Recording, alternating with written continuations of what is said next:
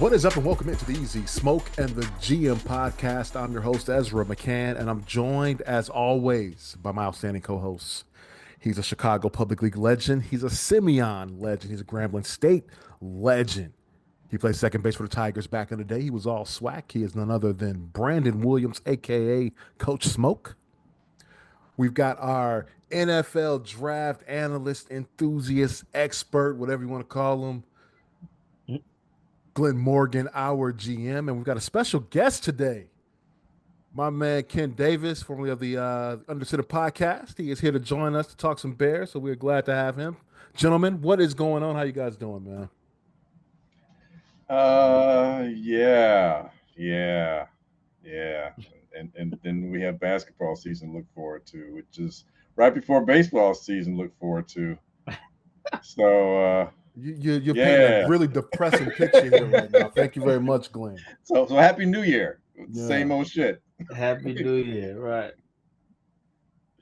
Ken, what's going on, man? All right. I'm good, man. I appreciate you all. Happy New Year's to you, gentlemen, and everybody that's watching or listening. Appreciate you guys bringing me on.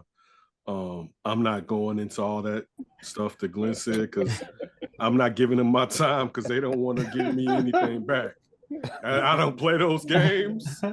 If you say screw me, it's back at you.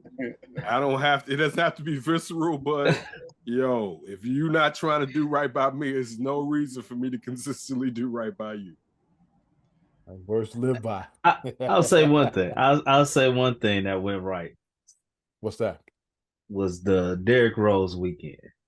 Yeah, okay. Hey, I will say one thing that did go right in Chicago for the first time in a while was Derrick Rose weekend. There's a but on that, and I hate to be like that person. I don't really, in all fairness, and it's messed up. It's messed up because the Bulls did a lot to harm Derrick Rose too. You know what I'm saying? Like when you go back to so anybody that's maybe too young right now that doesn't know, when Derrick Rose injured himself, and anybody, this is a funny thing just for a history lesson, because I know kids nowadays who have the internet at their fingertips but don't want to go look at history. Derrick Rose would throw his body, and I don't mean it's a negative sense, in manners that was reckless, but I don't mean it, again, negative. That's just how hard he played. So if you knew sports, you was like, this is going to come down. And Tibbs played him, and Tibbs still to this day was like, he shouldn't have. Tibbs played him in a playoff game. The Bulls had won the first game against the 76ers. And Derrick had already been injured, and Derrick came back and blew his knee out. And the thing was, and one of my best friends at the time that we used to always say, and I don't think a lot of people, like, look at Russell Westbrook, for instance, just for history lesson. This is my opinion. This is not fact. And I'm not dissing Russell Westbrook. He's like a Corvette American supercar. Derrick Rose was a Ferrari, and this was like a hand-built. And what I mean by that is, like, some things when you crash them, they are not the same. Like some things are at such a level that when it's built, with a Corvette, they got a lot of parts. Even with, and I mean, Corvettes are nice now. They are supercars. If anybody that's not a car person, they are on the same level as a lot of different things. Because you look at and Russ didn't have the ACL, but he had meniscus. He had injuries. And look at the triple-double that Russ had with Joker like 2 or 3 days ago. You still see that. But with Derrick being, and it's not a knock on Russ, a little bit more special than what Russ was, and had a lot more load bearing because he carried the team. And at that point, Russ had 2 other MVPs, and we didn't know they were MVPs on his roster, that there was a lot on Derrick. But if you never saw Derrick Rose play, there's still nobody exactly like him. Ja's close. Ja is really close, but he's still not Derrick. But the point, getting back all the way. So the Bulls in the media at the time, through whatever media outlet you were listening to, would give information out saying that Derrick should be back, but Derrick doesn't want to come back. And basically that perhaps, and I'm inferring this because I wasn't in it, but he didn't know what they knew about recovery. And in all fairness, Derrick was never the same player. So in all fairness, in hindsight being 2020, he did know that he was not the same guy whatsoever. And even if you say, well, work hard, because I was like, you got to, I don't know about then, but we do know he did train. He said to himself that I had to train different. He never had the same explosion. Some of the quickness was still there, but he never had quickness. And even in quickness is in a phone booth, it's not the same as lateral, not lateral, but distance sometimes as far as that. So where Derek lost a lot due to his injury, and nowadays you can come back from injuries, but sometimes a player either is so special that it's just not the same. So again, it's great that the Bulls did that. I guess being I don't want to say contrarian, but when you look at the fact that how long could they live off of the championships, I won't say you smoke because you're so youthful and young, but at least Glenn, I'm not gonna diss Ezra because I saw Michael Jordan what the Bulls did, and Jordan wasn't coming because the Bulls won 6 titles. Hey! I saw him too. I know I was young, but I saw him too. Listen. My auntie was a lover bull for the first 3. My mom's twin sister. So, yeah. Just. I had a cousin. So that's different. I had a cousin that moved from Atlanta up here and had Cliff Levingston, like had several Bulls players calling our house at the time.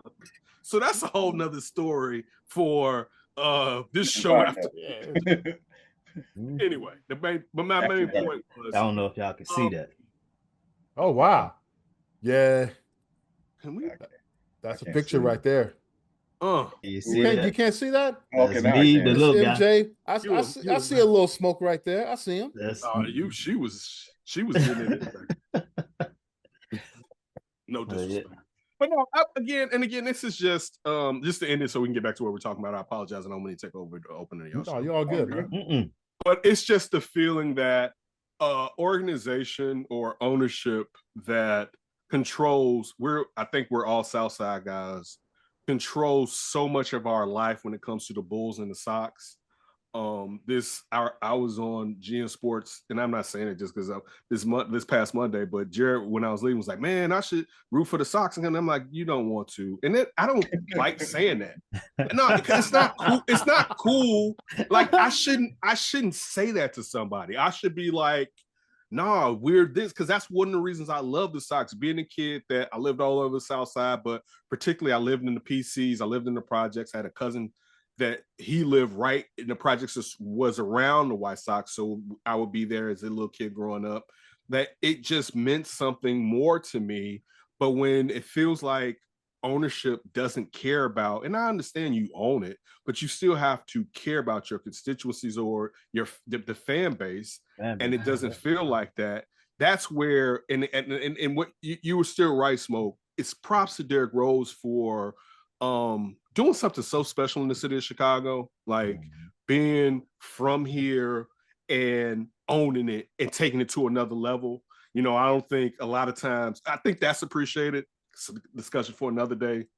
I know she's not from the inner city, but I feel like people don't respect Candace Parker for what she did, coming home and winning a title or whatever. But being those people where it's like, but then she left. She was supposed to. It was nothing else to do. I thought she was supposed to retire as a Sky. I had an issue. She wasn't supposed to, because but no, you have to look at it when you look at that. One, that second, they came back to win that second year, and they were all older. They were never going to have another chance. So it's okay if she's like, you know what, with this organization, they've topped out rather. That she came home, she did us. How you gonna be like, let's like, I give you $200 and you like, I'm broke, and he'd be like, he could have gave me 3. Like she gave us, like at one point you gotta relax. She didn't have to come and give you a title. Like that's true. That's true. That's very true. She didn't have. She could have been like, I'm straight, or she could have went someplace. Well, let me finish before you jump in. She could have went someplace that wins titles. She came to a place that had never won a title at home and brought them a title. She could have sat there and greased the skids and be like, you know what I'm going to do? I'm going to go to some place that's already laden with talent that's winning to ensure that I win again. And she came to an organization that had never won and brought a title. So for me, I never care if you leave after you either did what you're supposed to do or the time for you to contend has closed out. But again, I'm not blaming Candace on this. This is more on the ownership of the Sky.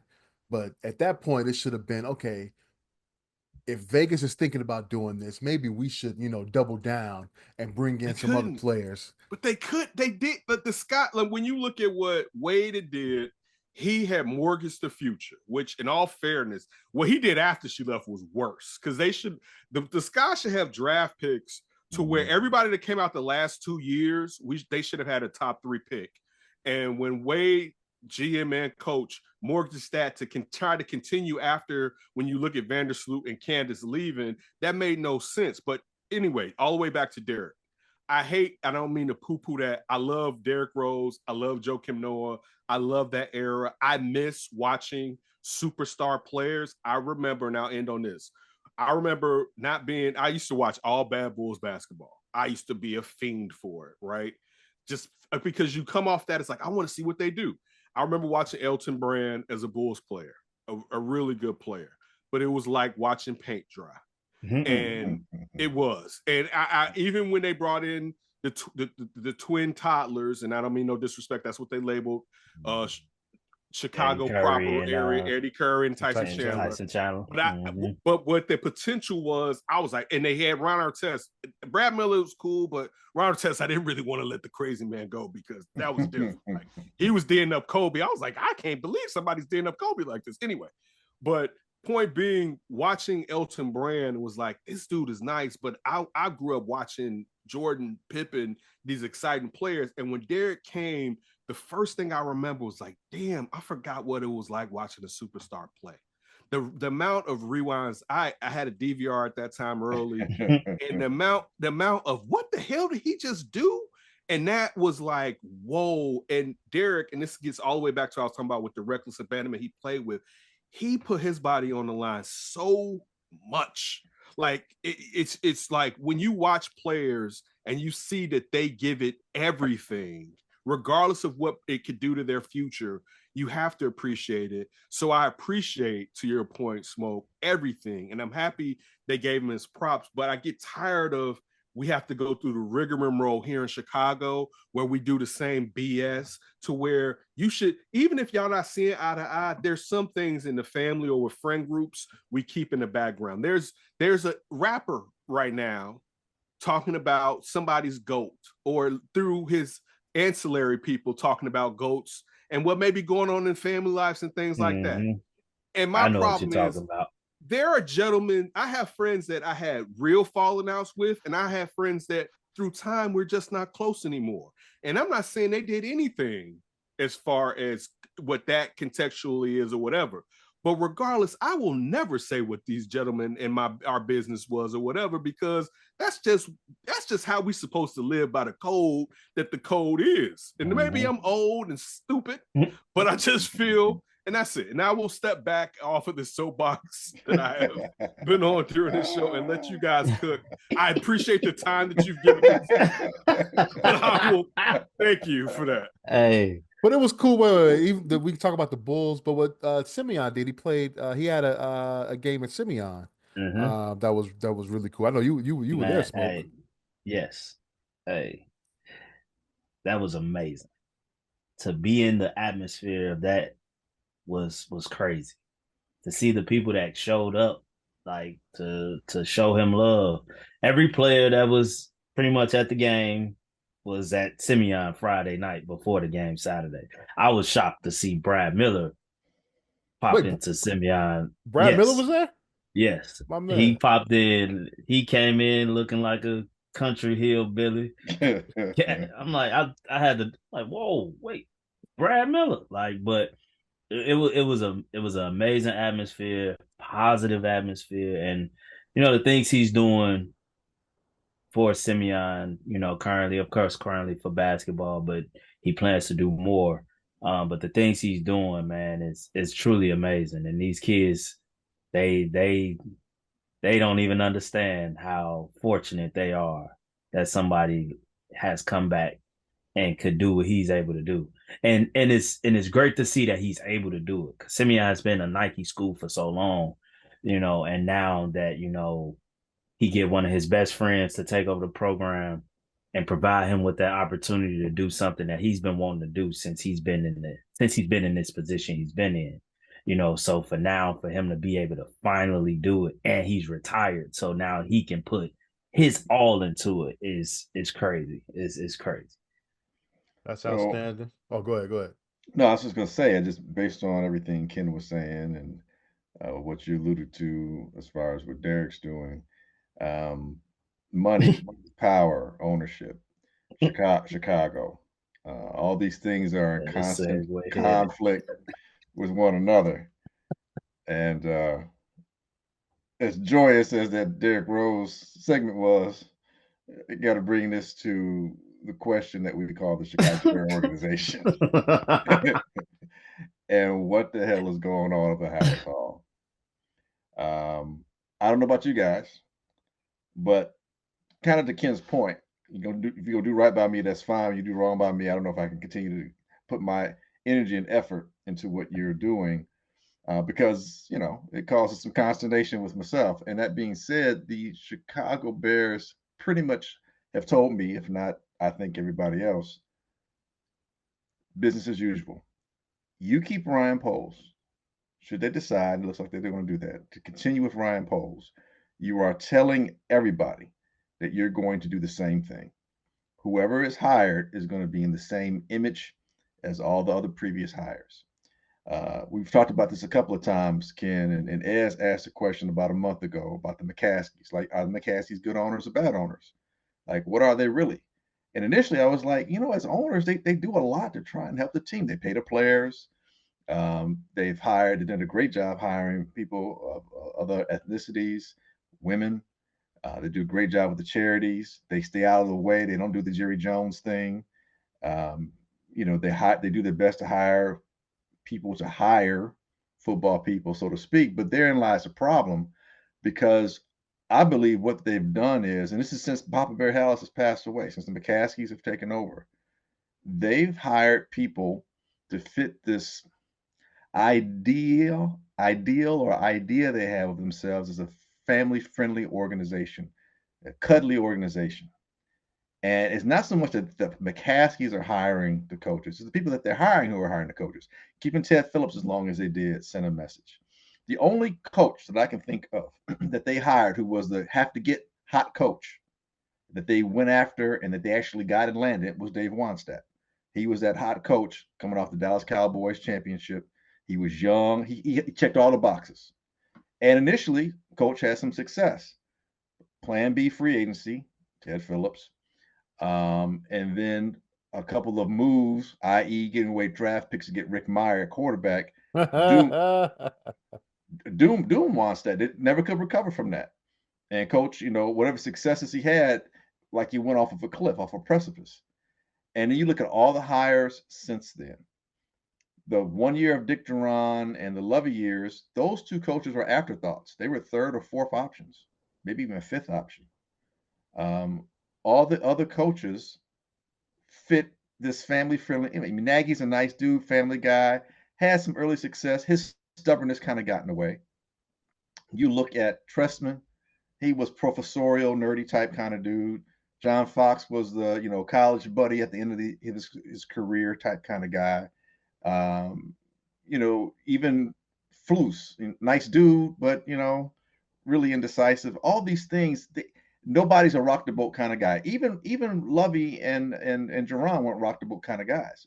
I mean, Duran was kind of a religious dude. Lovey was a happy to be here kind of guy.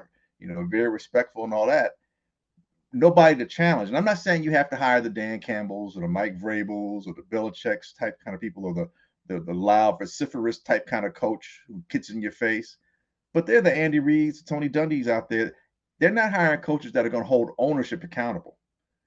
And when you have a GM who, in his 3 years here, 2 of those years are 2 of the worst years in the 100-plus year history of the Chicago Bears, and this is the guy you want to keep. You want to give him another opportunity to do what again? You've had 2 head coaches. You've had 3 offensive coordinators and 2 defensive coordinators. I'm losing count. In the calendar year, you've had 3 offensive coordinators. It is mind numbing. And I think the most egregious thing he did, because you had 2 number 1 picks overall and you got worse. Who does that? Who does that? Even Jacksonville, when they had back-to-back number 1 picks, got better after their second number 1 pick was taken. They had a successful season. Now, they didn't sustain it, but they had a successful season. You got worse with 2 number 1 picks, back-to-back years. And the most egregious thing I think you did, the most hubristic thing, and I think hubristic is a word, full of, arrogance or whatever, you did not provide your number 1 pick at quarterback a mentor. There was no veteran quarterback on this team to help him become a professional. I get you want Caleb to start right away. I understand that. That's fine. But you need to have a veteran, someone who has actually played, who Caleb could be like, someone who is seeing bullets real time, so to speak. Bagent was 2-2 in the league. What are you talking about? Stop it. Stop it. The fact that Caleb, by the time October hit, played more games than Bagent should let you know that just wasn't the right case. And that was the most egregious thing. So you basically, and on top of drafting a punter, use some of your draft picks, just other things, you utilize your draft picks in the best way. And you drafted the punter was our MVP. Stop it. Yeah, exactly. No, wait. To real quick. You drafted, and I'm a big Rome guy, but I wouldn't have drafted Rome. I like Rome, talking to Rome. I think if it works out, Chicago will love Rome. And I know I was an offensive line guy and Joe Alt was off the board. The fact that the trenches are so dire, the year before, you should have drafted Jalen Carter. Hey, Glenn, you were on the stage with me going on when the Jalen Carter thing went on then, and I'm not trying to go back and rehash that. But Sounds like you are. No, I'm not the guy. I'm messing with you. But no, again, I know you're joking, but when you look at everything that we were told as far as culture, right? You said you had a culture, this guy had a culture, but this one player, he was not going to be able to fit and destroy the culture when the coach was supposed to make sure the culture was supposed to make the player come along with what we were doing. And when you have a talent, that talent slid to you, right? That talent, when you're talking about Sweat and Carter, we damn near don't even have to talk about defensive line no more. Of course we know it'd be nice to have someone else on the edge in depth. We know that. When we're talking about 3 technique and edge rusher, that means that for Ryan Posey and Cunningham, one side of the trenches is done for the most part. Yes, you have to improve it, but you got 2 studs basically, or stud and Carter and a nice dude in Sweat on there, right? But the reason I interrupted, and I apologize, you let's just say hypothetically, as you said, you took 2 nice first rounders. You went full project again at tackle. Full project. And I always bring up the Jerry Krause sleuthing. All right, where it's like, I'm gonna prove how smart I am, and nobody's as smart as me. I can find guys that other people. You don't need to do that. Just get the guys that everybody would think. And I used to always say this on Under Center. I used to ask Josh and Alex about Chris Morgan, because Chris Morgan used to get hella passes. Was like, that's not Simo. And I used to be like, so when is it supposed to be Simo? Because he's supposed to be raising the level to another degree, right? But then, and again, I'm with the punter, great. But my problem, and first of all, you're disrespecting a black man and Ryan Poles, and I'm joking because we're both doing it. I'm fully joking. Now, I want to say that because we're being honest, and even because people will use that against us, we're being honest and saying, like, this doesn't make sense. You're sitting there, and you sat there, and you brought in another project. You drafted a punter, and your punter tells us that you're at a point in this window that you truly weren't at in this window. And that's the problem with drafting the punter at this point. It's not that he's not an exceptional punter, but you know how good you have to be to be in the fourth. Like, I'm going punter. You gotta be like, dog, we was just not. You either have to have won the Super Bowl or have been knocking on the window of the Super Bowl to be like, we going punter. second day. We have no more holes in our roster. We have no we can use a 4th round pick on a punter. That's right. So judgment is the problem here. Where, and I still to this day will say, and it could be, I could be wrong. I'm a fan of Ryan Poles, but I would have no problem with letting him go. No problem. If that was stopping it, it's not even if it was stopping something. If the Bears was like, we letting them go, I'd be like, I understand. I hate to see it happen, right? But I understand because the trenches, and I mean on both sides. And at first we could sit there and say, well, with DBs, you're doing good. No, not really, because the DBs from last year didn't take another step, right? So his best draft pick is Kyler Gordon. And listen, Kyler Gordon is sweet, right? Like, don't get it twisted. But when your best draft pick is a nickel cornerback, that's a problem when you've had 3 years in a situation. Like, that's a huge, huge problem. And whoa. No, I gotta check you right there. He drafted a generational quarterback. That's his best pick. He took the first. That was going to happen regardless. Let me push you back. That didn't take guts. It's smoke. Stirring it up. No, smoke. I like that, smoke. Stir that up, because that was part of the point that I was going to say, right? That was, and I can't remember, because I was always fortunate enough when I was working at NBC Sports to have someone with the prowess of Glenn to join us in the debate and go back and forth and stuff about draft picks. One of the things that I was dismayed about, I never thought there was a schism, and I'm a Caleb guy. I never thought there was a schism between Caleb and Jaden. I just didn't. I didn't think that it was like, man, it's like this and that. I never saw that.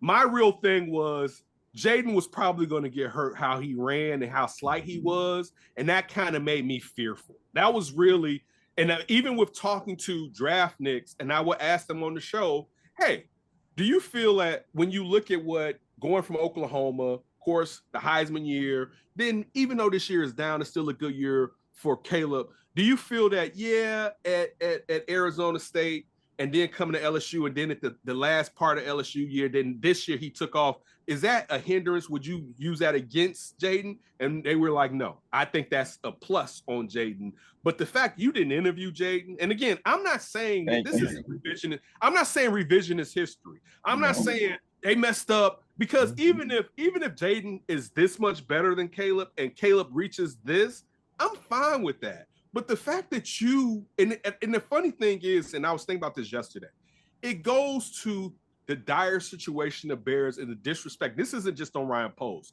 that the Bears are in when no one believes in them, especially on offense, that you had to sell this much, or you felt you had to sell this much to Caleb, that we're not even talking to people. Where I don't feel like it would have been an insult to say we're meeting with this young man or whatever. But all of these issues that we're talking about when it comes to Ryan Poles leads me to, if you're telling me that Ryan Poles is a hindrance on why someone that you think could be franchise altering at the coaching position is stopping you, there is no reason for you to retain him at this point, because he hasn't built up enough equity where you can be like, nah, man, I think it's a chance that we got to hold on to him, because he hasn't at this point done enough. Even if Kevin Warren talks about how young he is in his career, still, I know I'm with you, Glenn. And it could also be used as a disservice to say that about a grown man that's been in his profession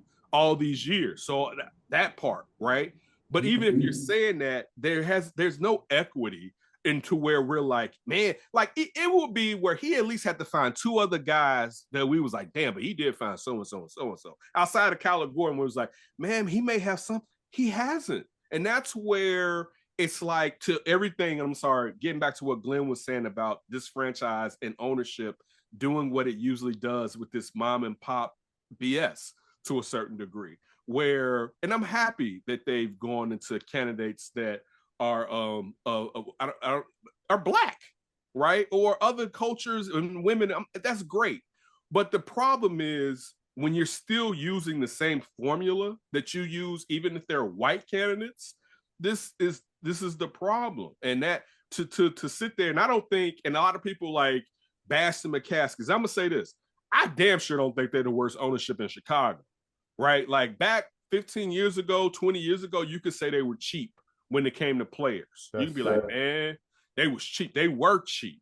They're not cheap like that any longer, but they still don't know, even when it seems like they get out of the way to get out. Stop going to the same people as advisors to help you do something. At this point, you should have. Go ahead, Glenn. What are you about to say? I hear what you're saying, but I disagree because I think the McCaskies are the problem because it's I don't know if it's innuendo, I don't know if it's in tone or how it comes across, but whomever is hired as head coaches, it seems to be reflective of the type of personalities they want to be reflective of the organization. I think they're so image conscious. I didn't say they weren't the problem, Glenn. I didn't say they weren't the problem. I said they weren't cheap. I said they weren't the worst. No, I said they weren't the worst ownership in Chicago. I did not say they weren't the problem whatsoever. Please continue. I just want to point that out. I think we're kind of saying the same thing differently, and I agree with you because earlier on I led in was saying that they do a lot of things right. There are a lot of things as owners that they do right. So I would that kind of coincides with you're saying they're not the worst ownership. Their Achilles heel, the one thing that kind of almost negates all the good things that they do, is that the coaches and or head coaches and or GMs that invariably are hired under them to represent their organization keep getting the same type of people, and they're not getting the ones that are holding ownership accountable.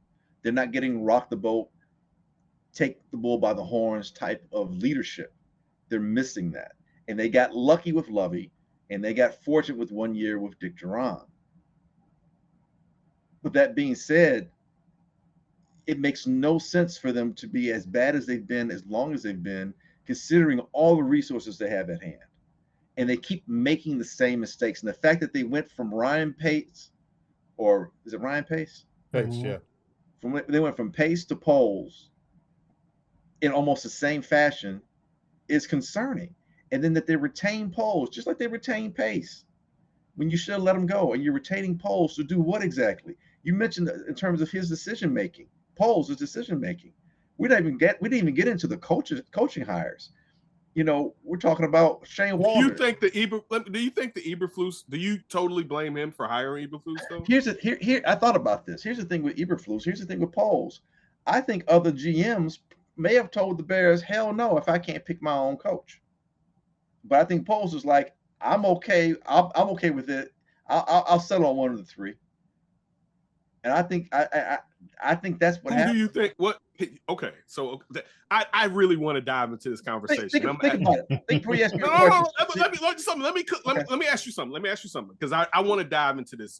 And then Glenn, you know, you're older than me, so whoa! Put up the punches, Tyson. Man, no. I mean that because I'm not the dude, and I'm not like, I don't call Glenn Unk. I'm not one of those dudes that be out here just randomly calling cats Unk and shit. Like that ain't even how.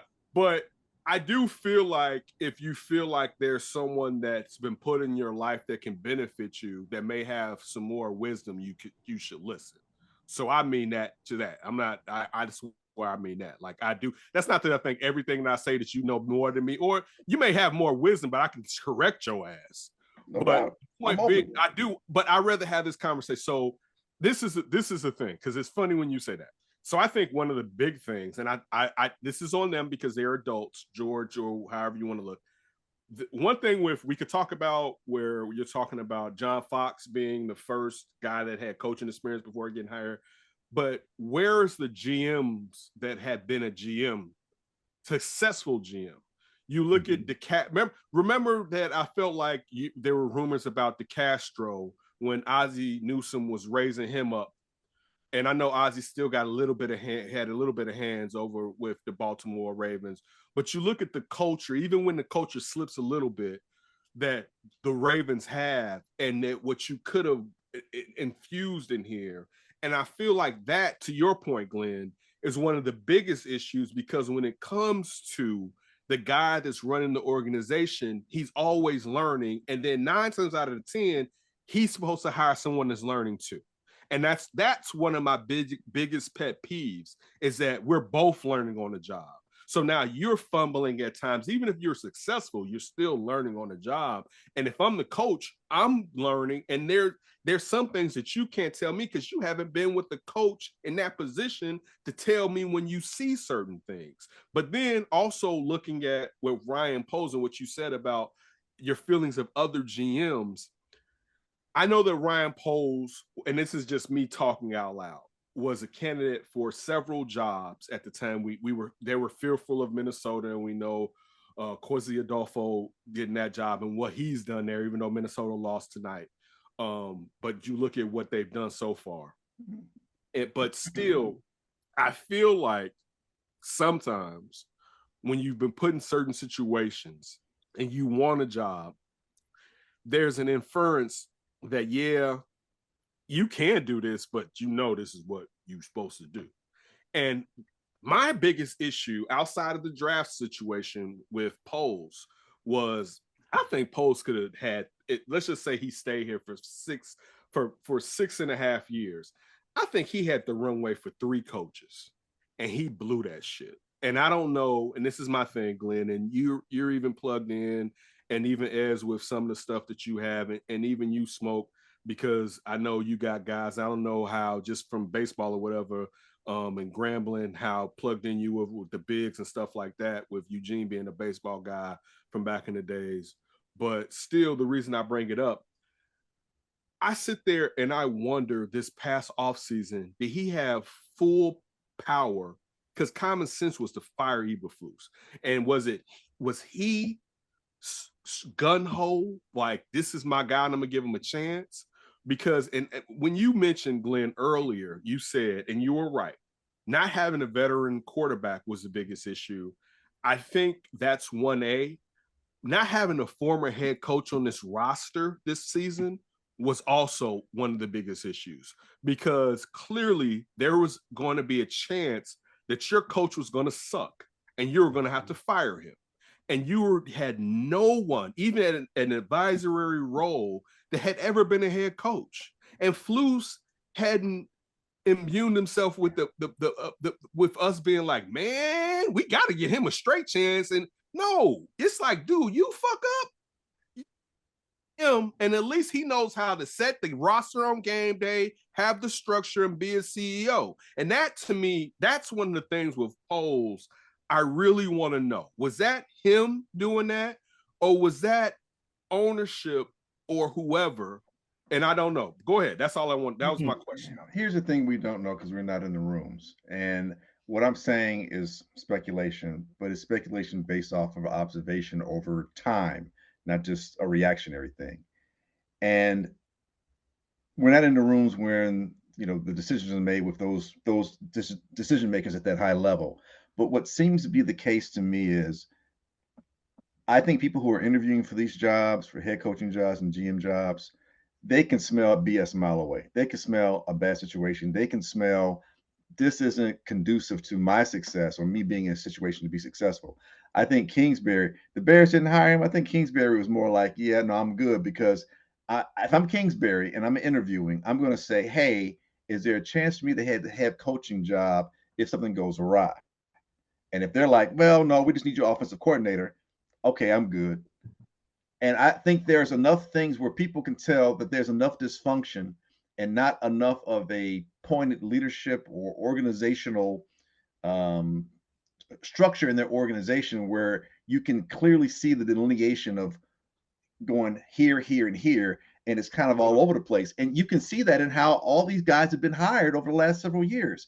You're getting a head coach out of place with your first. Cliff didn't think he was a Bears guy, though. Didn't Cliff not feel that the Bears felt like he was their guy? I was going to say, how do you know Eberflus didn't say, yeah, I don't want this guy?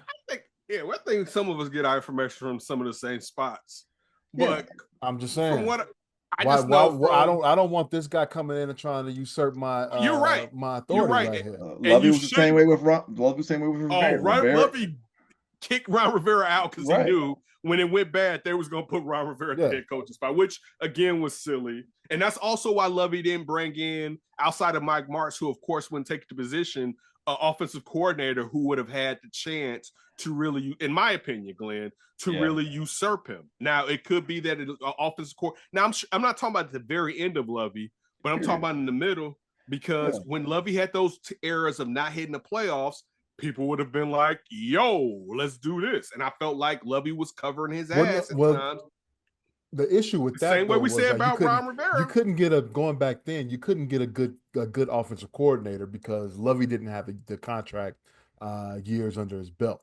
So guys weren't going to come in here. Guys weren't going to come in here. We talking about 2008, right after Ron Turner left. 2008, 2009. But even Ron Turner, you couldn't bring in a guy because he only had 1 year left on his contract. He was a lame duck at the point at that. But at that even time. Ron Turner, my point is, even Ron Turner, when you're talking about bringing him back, Ron Turner's true success was that he had a lit year with Eric Kramer.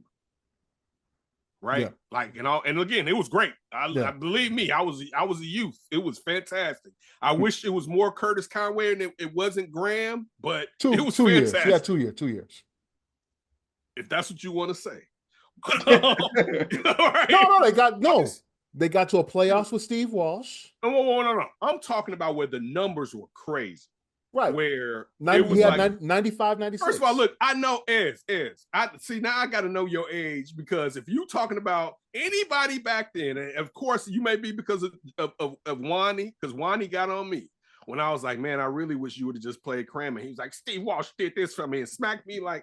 I'll tell you something. He had to stick with Walsh. I'm joking. But in all fairness, I'm talking about having, as a Bears culture, or just as a Bears team, a crazy offensive year. That 1 year that they had, the year where they had Conway and Jeff Graham went for 1,000 yards. Yeah, and it was Rashad Salam. Was Rashad Salam the running back? No, that was Raymond Harris. Raymond Harris, right? Okay, but just that 1 year, right, was one of the craziest years, because we didn't see it happening, right? But that 1 year, so you go back and get a guy that you and Vi no longer wanted. And mind you, shout out to Brett Bielema and what they're doing down with the Illini, right? But I'm saying, like, when we're talking about, that's the problem. We're talking about a guy. So go back to what Glenn was saying about Wani was hot. So anybody doesn't know, since we like to do history lessons, and I'm not saying that to be joking. I think a lot of people should know his. Like, when you do sports, when I grew up, you had to know. Like, I know the stuff in the 70s and the 60s, and I had a pops to help me. But you're supposed to know things before, not just when you were seeing it. So it's just not like, man, when I was a lad, that was the best time. No, you're supposed to know before that. So my point being, so when he was talking about, and people won't believe it, Wani was one of the hottest candidates. There was someone else that was a hot candidate from that Dallas organization. It was the offensive coordinator, Norv Turner, his brother, Ron's brother, that went to become the head coach at Washington. Marvin Barry, the other Barry, Marvin Barry, this your cousin. So my point being, we're talking about Tito, Tito, RIP Tito. We're talking about Randy. That's what I meant to get to. We're talking about Randy, right? So we know that you never seen that clip where Randy keep doing that move and Michael start dancing and he like, come on, Randy, let's go. And Randy can do that move, sweet, that one move, but Randy can't do nothing else. That's Ron Turner, right? That one move, right? That's Ron, and we talking about Ron Turner being here and Lovey bringing him back, where it was like, dog, Lovey at that point. Remember, the whole thing with Ron Rivera was Lovey had gained so much power that he was able to push Ron Rivera out because they made it to the Super Bowl. So it was a place where Lovey had the power. And again, and I'll get off of this because this isn't what we're talking about, and I apologize for taking us over here.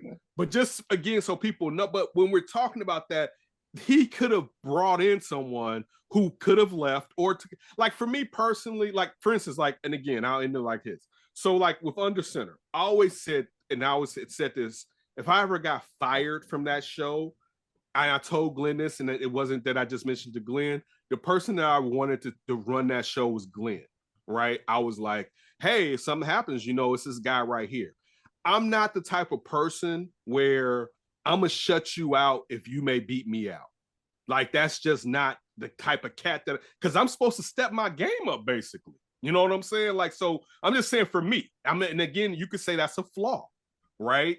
But to me, at one point, Lovey, and again, covering your ass, was covering his ass to the point that he didn't bring in someone who, even if they would have left to go someplace else, and I understand why, and I don't care what nobody says, particularly being a brother in that situation where people will be ready to let you go, and this young, or not even young, this offensive coordinator. But I do think that was a hindrance to what he was doing. But it's one thing to bring in to say, okay, we're gonna bring in somebody that could, possibly do that. But you want to bring in somebody that you can trust.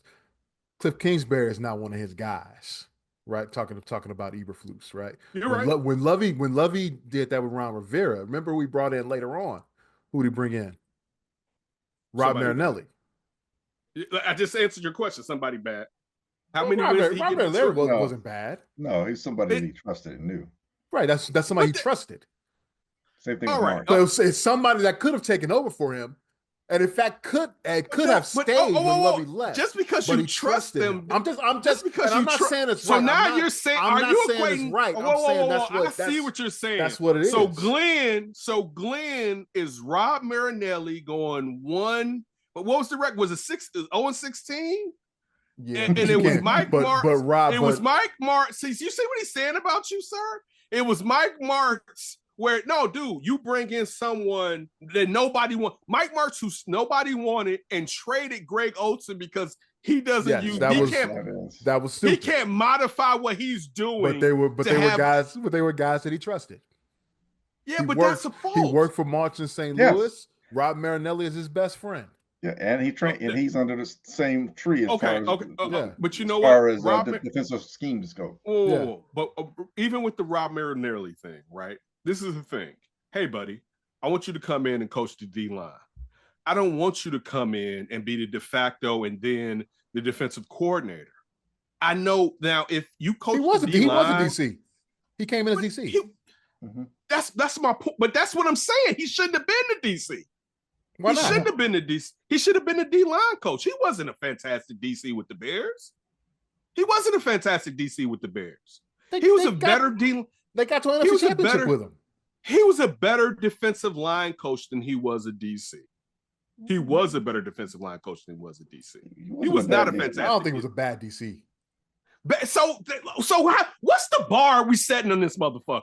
Is he bad or is he good? I don't think it was a bad DC. That's tough, but that's what you just said. He wasn't bad. And then we talk about him as a head coach. What's the level? No. I'm talking about as what's the bar that we're because Lovey still had to come back and take over the defense. No. That's when he gave it to Bob Babbage. That's when he gave it to Bob Babbage. Oh, my bad. So it wasn't Rob Marinelli? No. That was Bob Babbage. That was a former linebacker coach. Right. He made DC. But he gave after Rivera got fired, he promoted Bob Babbage from linebacker coach to DC. Right. Okay. He then had to take over as the DC because Babbage wasn't a good DC. No, he wasn't. Then later on, he brought in Marinelli. Yeah, you guys, I'll take that from you guys. Okay, so that's all I'm saying. All I'm saying is, as I take another sip. All I'm saying is, you're gonna bring in somebody. If you're gonna bring in somebody that has credentials as good as yours, it's gonna be somebody that you trust, that you know is not gonna try to run a coup on you. You just said they did on Lovey, like they did on Lovey in Tampa Bay. You just said something though, is just said something. What? Bring in somebody that got credentials like yours. What the fuck credentials Eberflus had? Well, none. I'm just saying. I mean, no, he did. I'm saying no, but I'm telling you, he was a good DC. But I'm saying if Eberflus when you I get it for Lovey. I get it for Lovey. Yeah. With Kingsbury, here's a guy that is clearly an aspiring head coach. All right, he got fired in Arizona. Was it inspiring? He still is an aspiring head coach. I'm sure he wants to be a head coach. I know he wants to be I think a head he coach. wants to, but I mean, he left very badly from Arizona. Yes, And I mean, and what did he do? He went he went to USC for a year to sort of, and clear I some think the things thing up. with Chicago And now was he's the OC fascinating in Washington, was his and relationship with K. he's going to be a head coach soon. So I'm sure Eberflus is like, yeah, I don't want that dude around me, because as soon as stuff gets south mid-season, but he didn't know they're gonna get me out of there. But he didn't know what was going to happen in Washington. And I'm not saying it's right. I'm just saying point that was his thinking there. Getting already back, Poles was supposed to negate that though. Like that was my initial point to where Glenn was talking about quarterback, a veteran quarterback. I'm sure him together and him with them both having the same agent. Well, dude, at one point, probably. Listen, Trace he went through the Trace channel. Trace can tell me whatever. Tell him Cliff is not an option. No, but dog, this is my job, and I'm trying to ensure my ass. And this is why he should have been fired. Well, yeah, I'm agreeing with you. I think we're all on the same page. I mean, I think we're all on the same page. I'm just saying that was the rationale that was going on when all this took place. I've said this to y'all a while ago. Like he made it seem like we were a one-player problem. Mm-hmm. Every move he made in the offseason indicated that Justin Fields was our problem. Mm-hmm. Not the coaching. Mm-hmm. Well, the OC. The OC. But the we take care of that. But not the head coach. Not the O-line. Not the D-line. He made it seem that we were a one-player problem at the quarterback position. And not only the head coach, you mean the defensive coordinator. I'm sorry, but please go ahead. Not the head coach. And so I don't think it was necessarily a McCaskey's decision to keep Eberflus. I think it was Poles' decision. But he was extended though. See, my problem with that, and this is why they don't tell. I don't care how much money someone's making, you can keep that. But when you extend people, and I understand why. So we brought up the Trace Arms. You're talking Poles. No, I'm talking Eberflus. I'm talking Eberflus, right? Because the thing is this. Hey, look. Wait, he got extended. Wait, you telling me something? Right. Yeah, he got extended. Flus wasn't at the end of his contract. Flus got I believe, and I could be wrong. Please fact check. I'm pretty sure, and I remember the discussion.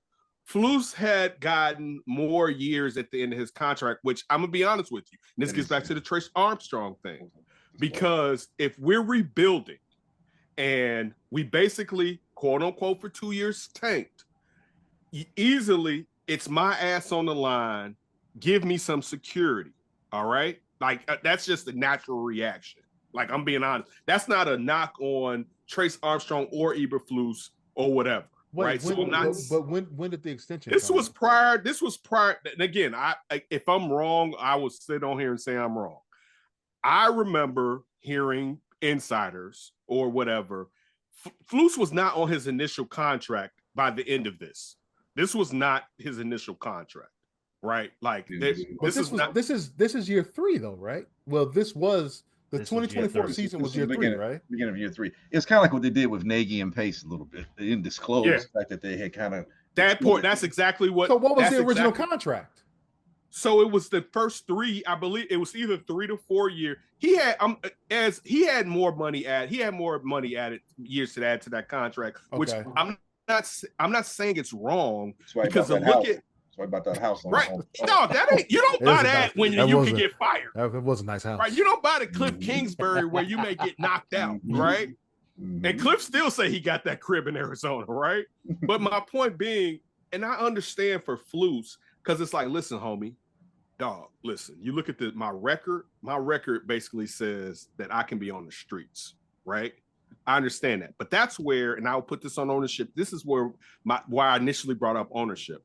Because usually when you're talking about, we got to play another coach and we have to bring in somebody else, y'all got to make this work. And that's where the problem for me if this is true, arises. Because in all fairness for me, regardless of how close they may have been or the lack of power that Ryan Poles had, he had to break with Matt Eberflus after last year. Like that was, and when I said earlier that he could have had the chances for 3 head coaches, he had to let go of Flus, and Flus had to be the sacrifice. I don't think based off history alone, just based off our history. Forget, he brought that defensive coordinator in, and we still don't know what the hell happened. All right, that was his guy.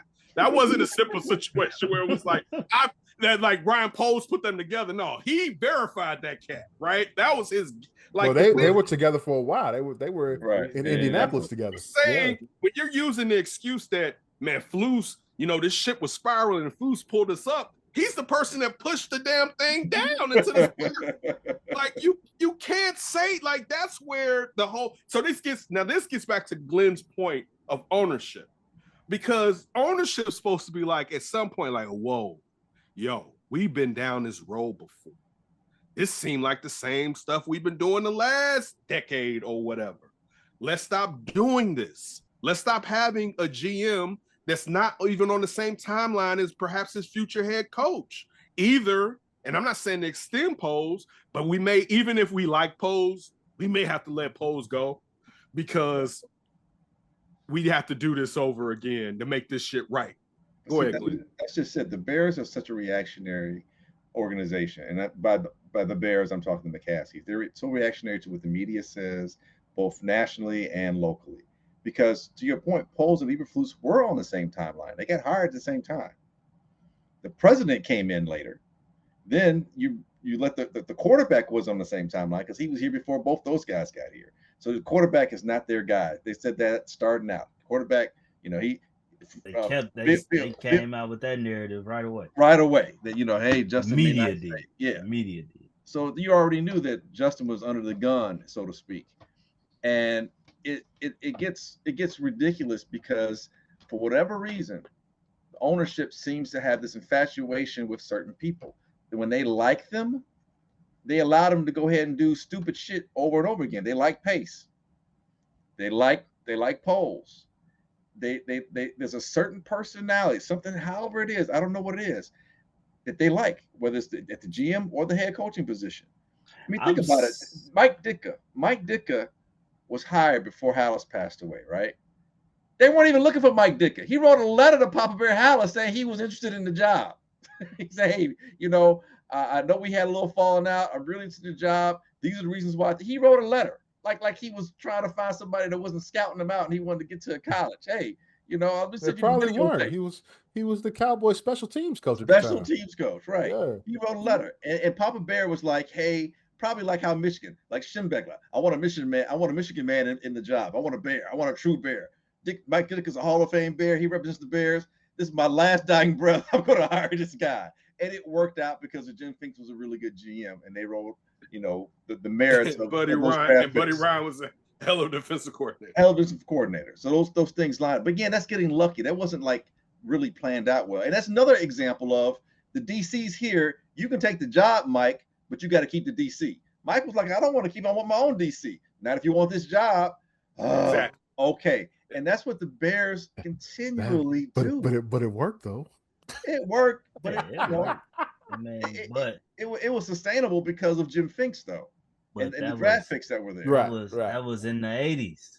And that was a different time. And has any of that shit worked? You didn't have free agency either. So you can hold on to those guys a lot longer and you have power over them. But you're right. The fact that he could, but you know what? With going with that and us using that as a negative, it's a positive. Because even though, because some people want to have like rose-colored glasses when it comes to, George Hallis, because the Bears weren't winning for a long time. Oh, I know. I'm living through that. I am old enough to remember that. Yeah. This ain't a you thing. This is just historically, because, all of the weird Bears type of curse, Muggs curse that comes out now. I don't know if y'all have how bad things have gotten where everybody is the murder for hire. It's just stealing and all. It's just like there wasn't enough money for them to be able to pull all this off. But anyway, no, not back then. Yeah, back then. Understand? Like they don't own Home Depot. This isn't a situation where they got side money and could do That's these actually things. if by the way, if you want to read up on that, read up on what happened with the succession plan with Muggs Hallis and everything. It's really interesting and how the McCaskies ended up with it. It's kind of interesting. But people are now like that this has now become the focus. Just like everyone that like, and I know we all had these friends where it's not that we don't think perhaps new ownership would be better. But like when you're having discussion, it's like they just need to sell the team. It's like, yeah, but they're not.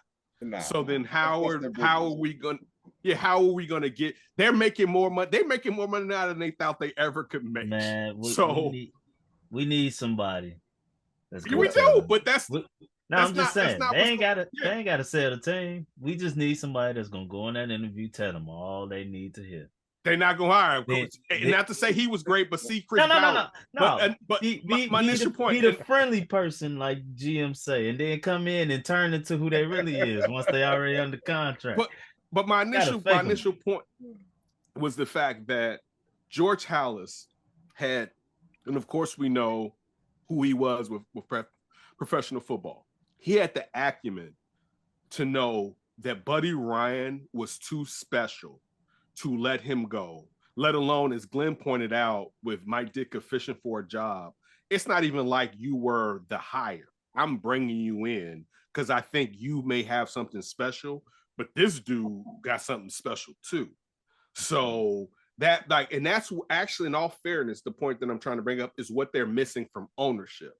Like they don't know, like even with all the throwing nickels like manhole covers from back in the past, when you're talking about players' problems with when it comes to George Halas with spending money and things like that.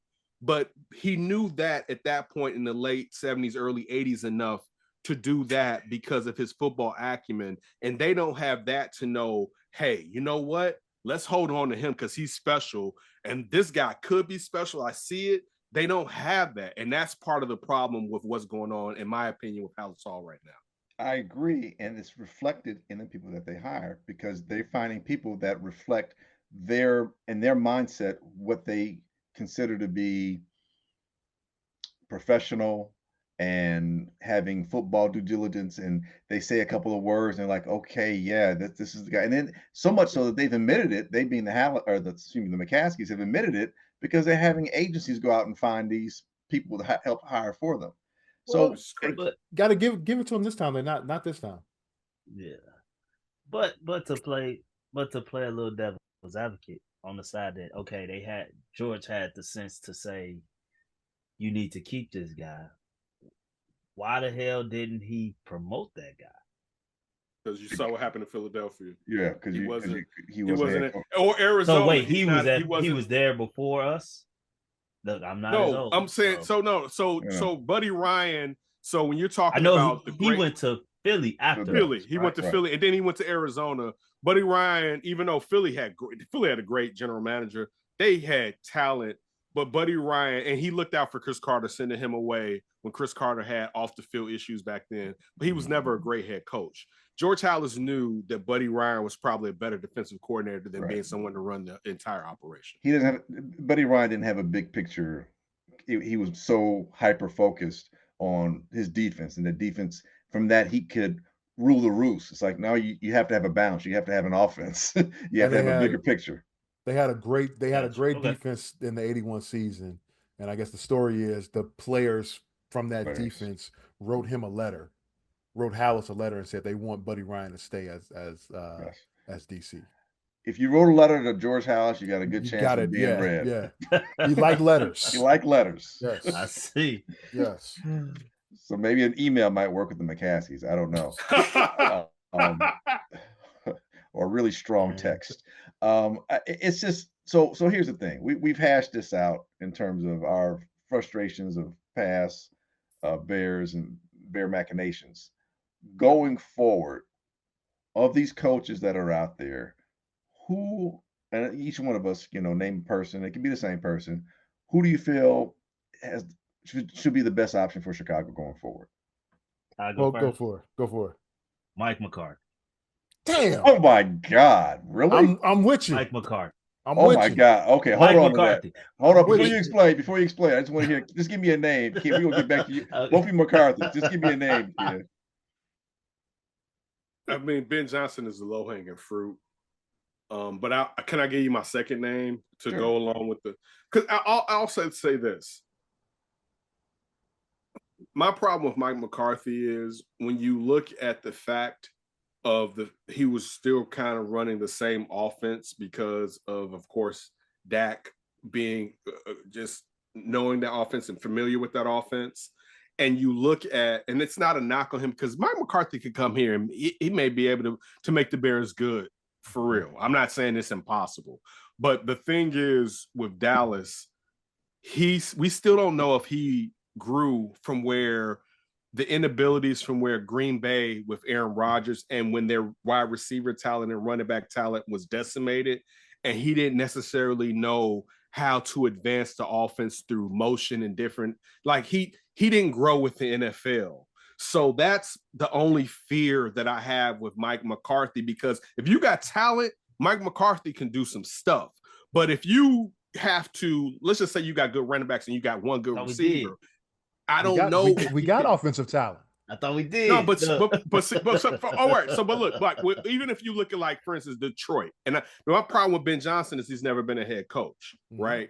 But the thing, and especially when you talk, but see, Glenn, when you say that, you're talking about how powerful Dan Campbell is, and I still don't know. So it's a lot of guys falling in line with that. And I said Ben Johnson's my guy, Glenn. I can say a guy's my guy and still give you problems with perhaps why you can say it. But this is the thing.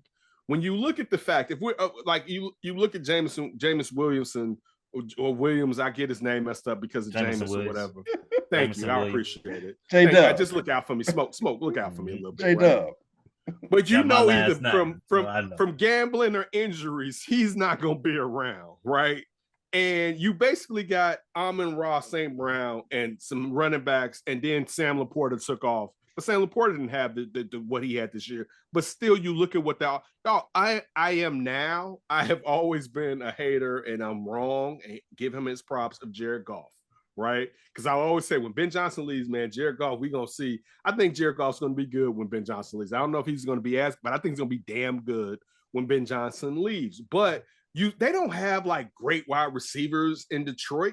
You know what I'm saying? Like, so when you look at what Mike McCarthy has had now, it's dwindled now. He has some good stuff. Like Jerry as a GM is good, but he doesn't find glue guys. He doesn't find guys that get the organization going. And then the fact that you can usurp the head coach and go to him, it messes up everything because there's no accountability because you don't have to listen to the coach. And that's the biggest thing with he should stop players from being able to come to him. No, it's what he says or whatever, but Jerry wants to be out front. Like, there's no reason he should be having interviews every week. That's ridiculous. You're the owner. That's a big reason why I think he should come here. I agree. Because our ownership ain't shit either. Yeah, but it ain't as boisterous. He fell off, but I'm sorry, go ahead. I'll jump back in. It's not like Jerry Jones at all. But he knows. He didn't know it with Green Bay no more though.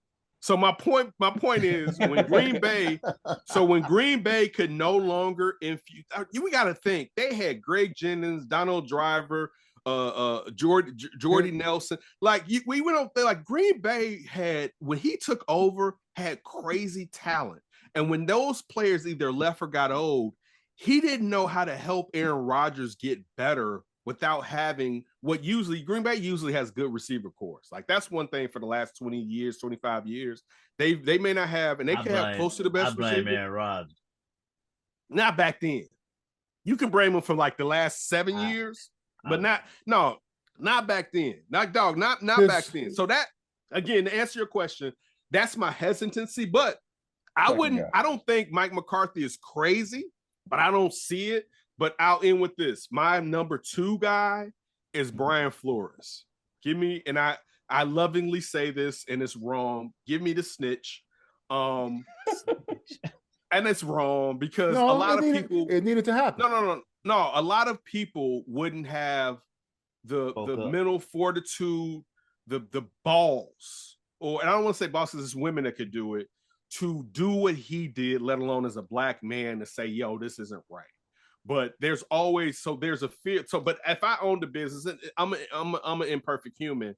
Having a whistleblower, I'd be like, I don't know if he's gonna blow the whistle on me. But in all fairness, I've come to grips with he's been a head coach. Brian Flores, and I know that Minnesota lost tonight. He's a different type of defensive coordinator. He's not just, I got my scheme, we're gonna run it. He's like, I got something for them this game. You know what I'm saying? Like, he's one of them. So for me, it's Ben Johnson and Brian Flores. Glenn, to answer your question. Okay, I'll throw mine, and then I won't listen to why both Ez and Smoke want McCarthy like a retread of retreads. Good Lord. I like Liam Cohn over at with the Buccaneers. Tampa Bay. Yeah, that's the OC or the OC. The OC. OC. And to get Baker Mayfield harnessed enough to where Baker improved from last year to this year, and that offense at times was humming, and to take young talent like the running back and be able to help develop him and get him good. Urban is killing it. Yes, and to develop the young wide receiver out of Washington, McMillan, and to see these tight ends develop and the offensive line. There's a purposefulness to the play calling. It makes sense. They're competitive. There are other things and other reasons why they don't win. Some of it is Baker related. I mean, sometimes he's good, and then sometimes he pulls a Baker. But the Buccaneers otherwise have, they benefit from being in a weaker division. I get that, but they still compete, and they were very close to winning a playoff game last year. So, and they barely lost last night. So they're close. They're there. I think as an OC, I think as OC, but as a head coach, I think he'd have a little bit more say in the type of players that are brought in to help facilitate an offense that doesn't require superstar talent, but glue guys like you're saying, or players that can execute plays and dependability. I like it. I think he's a little understated, but I like him. Now, I am curious why you guys think Mike McCarthy is and I think McCarthy, there's a very low ceiling with McCarthy when it comes to me. I think his floor and his ceiling are really close to one another. Okay. And I think he can get the Bears potentially to being a team that wins 10, 11, 10 or 11 games. I don't think he does enough to get them into winning playoff games, and let alone even a Super Bowl, because it becomes a tournament at that point when you get to the playoffs. It's a 2 to 3 game tournament, and you've got to be able to adjust, adapt, and survive and move on. And he has proven from Green Bay to Dallas, he does not have that adaptability. That once you stop him, his initial foray. Adaptability in the playoffs? In the playoffs. Well, period. No, in the playoffs. I said his ceiling and floor are like this. But I need you to okay, that's great, dude. You got us from winning 5 and 6 games a season to where we're winning 10 and 11. Hey, that's what we need, though. You got to get somewhere. We trying to go. At least you're gonna be successful. We trying to go. We think we ain't. We trying to be the Washington Commanders. No. Here's why. It's funny, and I laugh with you, and I see what you're saying. But the reality is, you've got human beings on very short contracts. And I need these guys to win when we have guys that are here that can win. And this organization has proven it has a difficulty in sustainability when it comes to talent. Here's the pushback. Go ahead. I was just going to say that what are we missing here in Chicago right now? Leadership. What's been culture. The leadership culture? All right. Now this is a guy that was in Green Bay. You think he's a culture builder? I think he knows what a good culture should be. That culture was set before he got there in Green Bay. Right. And he should culture. He should have, at least, got some of that on him, right? He goes down to Dallas and had to deal with that BS for all these years. Had 3 12-win seasons. Why did he have to go to Dallas, if he was that special? He had been in Green Bay for freaking 13 nobody years. Wanted his. Hold on. Listen to me. Listen, he had been in Green Bay for 13 years. I'm sure the message got stale at that point. That happens. All right. Okay. All right. He goes to Dallas. You got to deal with Jerry Jones and the zoo that is Dallas. He goes 12-5 for 3 straight years. All right. This With past all that season, talent. with all this that Thank you. All that talent. we would kill to be 12-5 right now. We would I'm kill saying to be 12-5. Yes, but I'm saying the talent has a lot to do with it more so than just what the fuck he was doing. He benefited from a lot of talent. Wait a minute. They had like 8-6-3 dudes on defense. Yeah, and then we're winning 5 games a year right now. Offense and offensive and line. we're winning 5 games a year. Wait a minute, but wait a minute though. That's not fair though, man. Because when Jason Garrett was there, they were 8-8, 8-8, 8-8. When Mike McCarthy, they didn't have the talent, but you know what? They didn't even have dog. When you look at when you look at from let's not even say the defensive line as much when you talk about Michael Parsons and then Gregory left, but what they have and Lawrence being there, dog, from linebackers to the back end, like Jerry. The problem with Jerry Jones, and I said before, it's the glue. Dog, he can pick some cats. But the quarterback turns into a scrub in the big moments. I'm not denying that, but this is still my only issue. Culturally, because Green Bay in itself is a culture. Yeah, it's a culture. So I don't know if Mike McCarthy, if offense is supposed to be his prowess, is because he's still using Kellen Moore's stuff. I don't know if his offense, and we know, and again, he may have, and I know that him and his guys were sitting in a room doing things, acting like they was coaching week to week or whatever, and I'm not saying it to knock him, but he didn't even get a chance to use that, what he thought he was going to do because of Jerry, and it may not be fair to Jerry. But my fear with him is to what Glenn really said, and I want to say this too. I want to be very vulnerable here. My problem with the Bears is this, and I said this to Tony Gill. I talked to Tony Gill from NBC the other day. He called me, and we were talking about it. I said, you know what, Tony? I'm looking for the Bears to have an A to C guy, and I got to realize they may just need an A to B guy, right? And when I say that, they lack culture so badly. When you look at the fact that Matt Eberflus was a really good defensive coordinator, really, really good defensive coordinator, right? That defense was sputtering without a rudder. And even with him being gone, there was supposed to be let alone players, to be like, yo, this is what the fuck we do, right? And it still may have moments where he may have sent blitzes or did certain things in game situationally that would have allowed them to prevail. But they don't have the culture. And this is why I kind of earlier, and it was on me. I didn't expand on bringing Eric DeCastro here. Like when you look at Baltimore, regardless if they don't have, like now Baltimore got defensive linemen again, right? But even when they didn't have defensive linemen, they still had a culture, right? It's still like, man, we gonna get on their asses. You know what I'm saying? And that to me is one of the problems where, and I mean this, and this can go with Ben Johnson because I don't know, but I'm applying this to Mike McCarthy. I think, and I want the Bears to what Glenn said. I want them to have a guy that I think can get them to the Super Bowl. But I have to talk to myself in my mind when I have these discussions. Man, do they just need somebody who can fortify them to where even if it's a next guy, that he's not starting from the bottom again. You know what I'm saying? Like that's the thing that we don't realize. Like they're at the bottom. So that right there is why I say McCarthy. But Mike McCarthy didn't start from the bottom. But I believe he can change our culture in winning. Okay. Now do we become a Super Bowl team? I don't think so. I don't think so right now. He might not be the coach to be a Super Bowl team. He might. Or he might. Who knows? We don't know. He won't. I can guarantee that. You want to Bears? You want to put some money on that? I got a high $100 bill. I'm not willing to make that bet. Yeah, it's the Bears. It's the Bears. We'll see if he becomes coach. I mean, but hypothetically, we could just do it regardless if he doesn't. I mean, I'll put a Honda on it. Yeah. You're saying, Smoke. I apologize. As you're saying that Mike McCarthy becomes coach, he's gonna win the Super Bowl or get to the Super Bowl. Let's suss this out real quick. He could win a Super Bowl. All right. So he's if done, he doesn't, he's done it before. If he doesn't, one time. If he doesn't, that's a time though. That's more than we've done since '85. You got it. Did you put your hand? I mean, I had to find the camera. Sorry.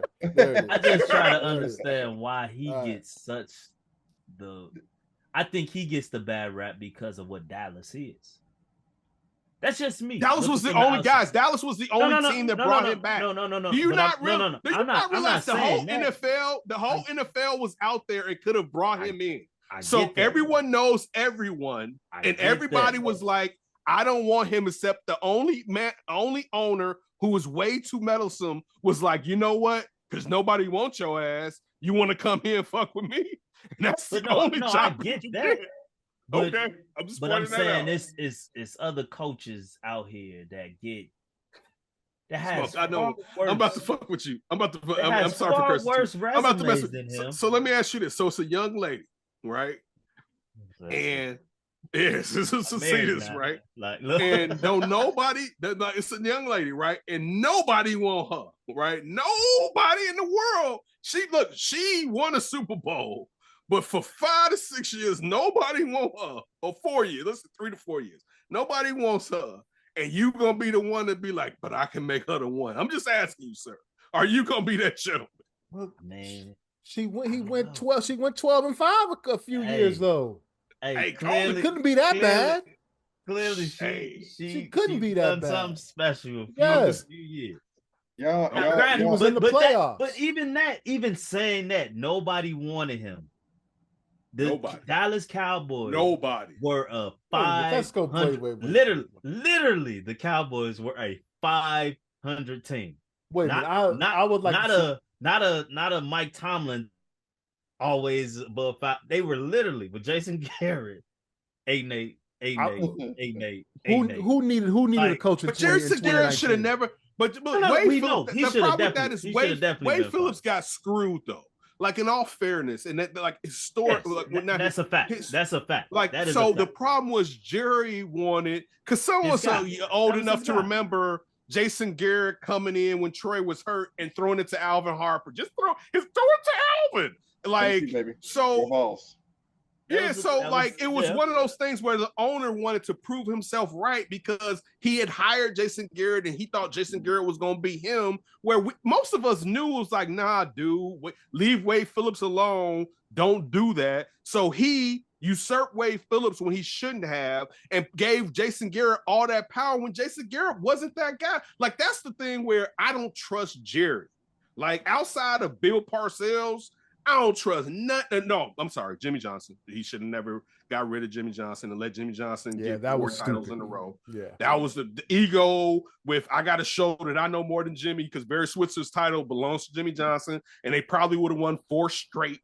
All right, but that alone is So anything that he does when it comes to coaching, man, like even with the stuff talking about the Deion may end up down there, man, I don't trust nothing. Nothing that Jerry does because Jerry's problem is he still wants to be a star, and it's like you a grown ass man and you rich. Let it go. By the way, have y'all watched Landman? No. On Paramount Plus. No. It's a show on Paramount Plus. It's really good. Billy Bob Thornton. It's really good. But in last week's episode, Jerry Jones makes an appearance, and swear to God, Jerry Jones is probably gonna win an Emmy. Whoa. What was he doing? Wait. What was the character he was playing as? He was playing himself. Okay. Playing himself. All right.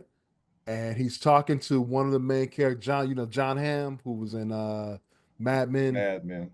All right. Basically, John Hamm is working himself to death, and he's in the hospital. And Jerry Jones comes in and basically gives him the story of why family is so important that he needs to back off of work and do his family thing. Swear to God, Jerry Jones is about to win an Emmy. I'm just throwing it out there right now. I saw a clip of Jerry yesterday, the day before, talking about the reason with the Cowboys was that he wanted to work with his family and how important it was. Right. But to me, like that sounds good. You know what I'm saying? And I'll say this. I forget, was it Brian? Who's his son's name that's on there or whatever? The Steven. one, right? Steven. Thank you. Thank you. And Steven has given Jerry, because the whole not Baker Mayfield, what was the Johnny Manziel? When they was going to draft Johnny Manziel and like Steven stopped him from, Steven has stopped him from making silly decisions, but even with that, it's like, dude, I get it. I want to leave it for my kids, but you got to make sure it's running properly. Well, they need to tell him he needs to go away. Yeah, that's what they need to do. Let me turn this back to everything you've been saying, and I listened to your guys' reasoning, and it's endemic of Beardom and all the shoulda, coulda, wouldas that we should have. We desperate. We're so desperate. We're gonna take a You're right. I apologize, Smoke. That's on me. Wait. But everybody talk about it's not desperate, because my thing is this: with Ben Johnson, are we considering the fact that we don't have close to the fucking O-line that Detroit has? Not close. That stuff matters in the way he calls plays in Detroit. Yes, we don't have Jahmyr Gibbs. But I like you, DeAndre Swift, but they got rid of you in Detroit for that guy. And that guy won me fantasy. So I know for sure what he brings to the team. So, I mean, just being real. We got rid of David Montgomery to you all, and he turned David Montgomery into an absolute... But that's because of that. But you got to get props. That's the flip. You just flip. No. I do. Great argument for Ben Johnson. At the same time, we don't have what they have. But you can change that. But you can't have it both ways. Everybody talk, the Bears always go after first-time head coaches. Who doesn't? Okay. I'm not saying you're saying that. I'm saying that's what people out there are saying. The Bears always go after first-time head coaches. The Bears are cheap. Blah blah blah blah. I feel that Mike McCarthy has coached through adversity. Clearly. Chicago is in that. He's been in Dallas all this time. That's just me personally. Really tough. I mean, hey, great resources, man. Wait. Yeah, but you got your boss spewing about you every week on the radio. We talk about the talent that he has. Okay, but they were arguing this year. They didn't go get no more talent this year. That's just how crazy the talent has been. Oh my! Only thing they lack was a running back. As far as when you're like, damn, you guys really should have kind of put some money in the definitely you should have went out and got King Henry. But dog, when you're talking about even if he's meddling and nobody wanted you, he should have sniffed a Super Bowl outside of the years that Dak was hurt. And I'm not a Dak guy. I don't believe in Dak out of the regular season. I don't trust that. But why didn't he sniff a Super Bowl? Let's be real here. Last year, that was Dan Quinn's defense that Jordan Love was carving the fuck up. I'm not, dog, this is still my point. When you're talking about, and you can say he's the head coach. So whatever you're doing, you know what I say? Stop doing it. And that's the thing, when people were talking about, and this is part of the reason getting all the way back to the Bears, where it was like, well, they should have got rid of Getsy. Do you know that Matt Eberflus can stop whatever the fuck Getsy is doing? His job is to say don't go for it or go for it. His job is to say call a timeout. His job is to say no, we're not running. He doesn't need that job anymore. So when we're pointing out where he's the head, he's not a coordinator, he's the head coach, and let whatever happen.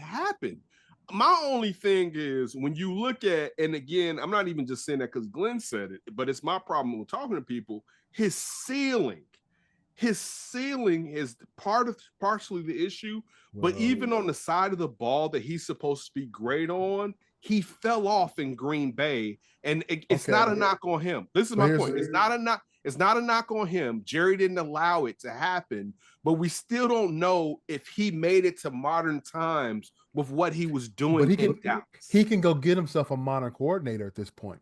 But he's going to influence that coordinator. He got something to prove. If you don't think he got something to prove, because Jerry was in his offensive shit. He got something to prove. But at least we know he knows a little something about offense. Right? I mean the man was a part of the development of Aaron Rodgers. Am I wrong about that? I'm trying to think of who's the oldest offensive coordinator seasons under this guy. Trying to think. So does What was the offensive coordinator? What was It's the him? Tom Clements was the quarterback coach. No, that's not what I'm trying to go. That's not what I'm trying. What was the offensive guy that took over the 49ers off of Walsh? The head coach. Holmes. Yeah, Mike Holmes. So does George Seifert. So does George Seifert. Seifert was a defensive guy. He said the head coach. Did you say who's the head coach? No, he said he took over the offense. No, but no, you're still right. Holmgren was the offensive coordinator. My point being, if you haven't adapted to the modern day, what's going on now, and we even know now that it's changed, I just don't know, because he had, even if the receivers weren't the same, and I could be wrong. Let me say this too. I could be wrong. If the Bears end up with Mike McCarthy, I don't think it's the worst thing that can happen. Let me lead with that. I don't think, damn, this shit is fucked. That is not what I don't think it's the answer. I don't feel like it's the answer for what they want to do. And I don't feel like, and it's not Mike. Let me say this too. This is, I think, what I need to end it on. It's not Mike McCarthy's fault that we didn't get those answers while he was in Dallas. It's Jerry Jones' fault, because he, in some ways, benefited Mike with the talent, but he hamstrung him with being too controlling and meddlesome with what was going on in Dallas. All right. So but if you're asking me right now, if he's in my top 3, and I wanted to say this too, probably, and I love what Glenn said with the offensive coordinator from Tampa Bay. He's on there. Also, my other guy, I want to throw Todd Monken in there too. Georgia ain't been the same since he left. You sound like the Bears. All these guys popping up with interviews. No, but I'm gonna just say I would Marcus throw Freeman next. No, that's too early in on that. You can't have that. And if you love Marcus Freeman, you don't want this to go. But exactly. Like if you a Marcus Freeman guy, you don't want to put. But if you're if looking at where it seemed like that Lamar Jackson had plateaued, and I mean that's a high plateau, where Todd Monken has opened, like, because I wasn't like, a lot of people was like, man, the Bears should bring in Greg Roman, and I was like, not really. And I'm talking about, and I know Glenn, I think Glenn may have been one of those guys. Was you one of those guys? No, Glenn? Not at all. Okay. So, but people were like, they should bring in Greg Roman for Justin. It was like, no, like that's not the move. But when you look at what Todd Monken has done with that offense with Baltimore, and also he's a salty ass mug. And I think that's what you kind of need. And again, this is just a preference. But he's a guy that I wouldn't be mad if Todd Monken was the guy. And again, I don't know, you know what I'm saying? But he's one of those guys where I'm kind of like, you know what? So looking at offensive coordinators who seem like they may get it. And it's not an apples to apples comparison, because when you're talking about what you get, when you're talking about the phenomenal talent and player that Lamar Jackson is, and he's gone to a whole nother level, like he's better than he was last year. And some of this is Lamar Jackson on top of the coordinator, but Todd Monken is a guy that I would definitely seriously consider for the head coaching job for the Chicago Bears. It's amazing how all these other non-offensive minded head coaches, be they former special teams coordinator, defensive coaches, seem to be able to attract and acquire talent at the offensive coordinator position. We've got DeMeco Ryans in Houston, kept slow for a couple of years. You've got Tomlinson over a 17-year period. You've got Harbaugh, John in Baltimore, excuse me. Buffalo, he's a defensive coordinator. He's gone through a couple of different offensive coordinators, and he's got one that was a really good offensive coordinator when Burrow won the championship in LSU. So it's not like it can't be done. This organization gets in its own way, and that is a problem. So to the point that, as I said earlier, retaining polls sends a message to me. It's going to be business as usual, and business as usual for the past 30 plus years has been bullshit unless they've gotten lucky. Now, I will say this, every 20 to 25 years, the Bears are in that little window where they're a championship quality type kind of team. Happened in the 40s, 60s, 80s, early 2000s. We're in that window now. So even karma right now says we got a chance. So that's the only fucking thing I'm putting my hat on is karma, because nothing else is convincing me of anything. Our conversation tonight didn't convince me of anything other than we're in trouble. Now, I'm going to end on that. I will say, Poles still being here plays a big factor in me saying McCarthy as the coach. I have a hard time believing a guy like Ben Johnson wants to be tied to Ryan Poles. Exactly. I have a hard time believing it. I agree with you. Any good self-respecting, so that's a big future reason. head coach like, would. If you ask me, my top three are all retreads. But can I ask you, Smoke? Can I ask you a question? Can I ask you a question real quick? When you say that, so you're going off of Mike McCarthy being controlled, and you're saying you want to see him be controlled, and like that's to me to where, and again, I could be wrong. I would rather see someone who, through winning, may be able, just like Lovey did, you know what I'm saying, with Jerry Angelo. Like Lovey gained power on the side of Jerry Angelo by his winning, where it was Jerry Angelo, and then they had to give Lovey some leeway too. So for me, in saying that, I would rather bring in a guy who has more potential, that if he can succeed in that potential, can take power away from perhaps Ryan Poles than have to fall in line with Ryan Poles. I don't looking at what Mike McCarthy had to do with falling in line with Jerry Jones. But I don't think it's the power of Poles. I don't think it's the power of Poles at all. I just think other guys don't want to be tied to him. If I come, let's say I'm Ben Johnson and I come to Chicago and we go from winning 5 games and we win 4 games next year, Ryan Poles is likely getting fired.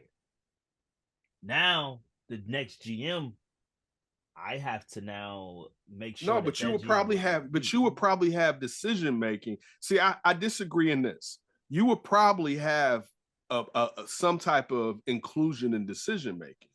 The problem would be, let's just say you went from 5 victories to 8 victories.